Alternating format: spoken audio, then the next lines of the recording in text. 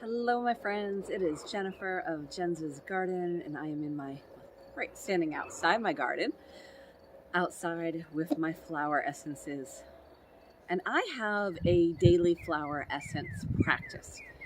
And you might be curious to be like, what does that mean? What does it mean to use flower essences daily or have a practice?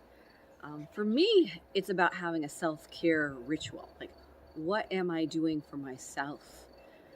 So each morning I sit in front or kneel in front of my flower essences. I have a bunch more than these because I make them. So I haven't even counted. It's better not to count how many flower essences I have. But I have them up in my bedroom. And, I sit down in front of them and I choose what flower essence I should use that day. And then I make sure I do that daily.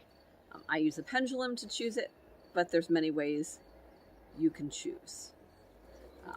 So that's what it is. It's about using flower essences daily. And again, for me, I feel it's self-care.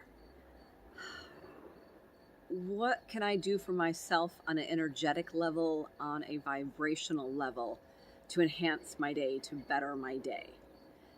And my choice out of my magical or my toolbox, if you would, or out of my toolkit, is flower essences. So that is one way I can do it. I think it's a very easy way.